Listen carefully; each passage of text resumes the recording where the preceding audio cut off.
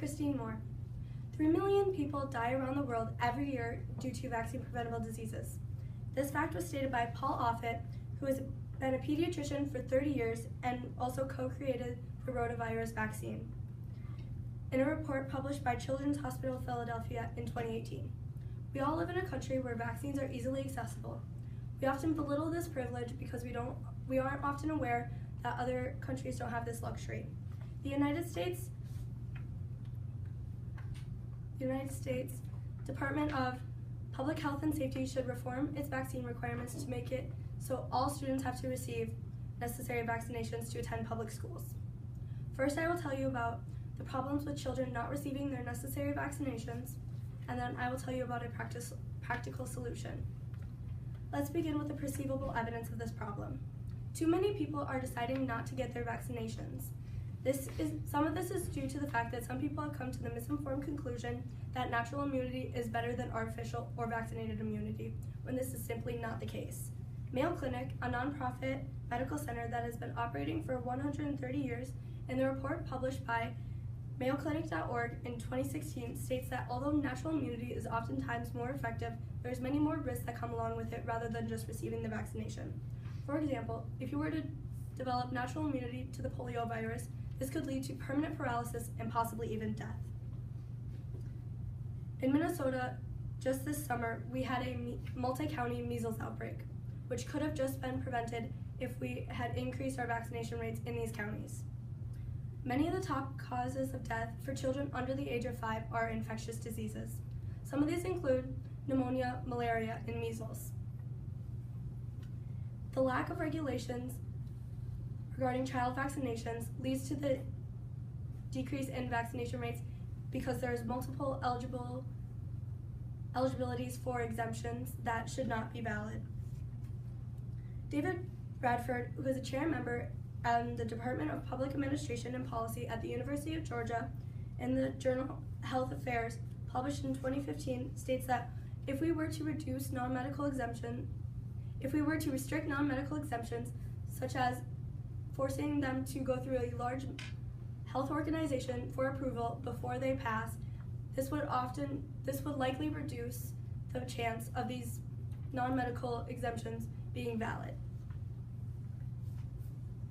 Janelle Merleson, who is an epidemiologist, in the report published by Centers for Disease Control and Prevention in 2018, states that currently in Minnesota, religious, psychological, and medical exemptions are all valid, which are currently the only 3 kinds of exemptions available in the U.S. Some states do not allow for religious or psychological exemptions. It just depends on the state. When people pick and choose their vaccinations for their children, there's often many side effects and risks that go along for the child and the community.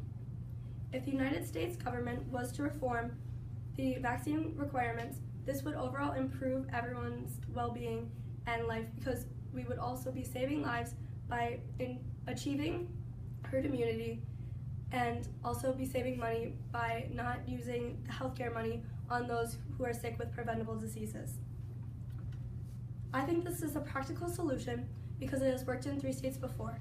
In California, Mississippi, and West Virginia are the only 3 states that only allow for medical exemptions. Paul Delmer, who has a PhD from George Mason University and the Journal of the American Medical Association Pediatrics, states that in those 3 states, only medical exceptions are valid, and this has led to a mass increase in vaccinations.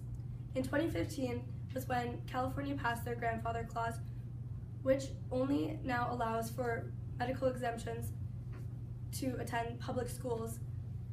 This has led to a decrease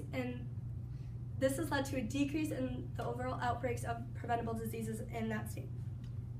I think that strict requirements for public school attendance would help everyone in every way possible, because when herd immunity is achieved, everyone is kept safe.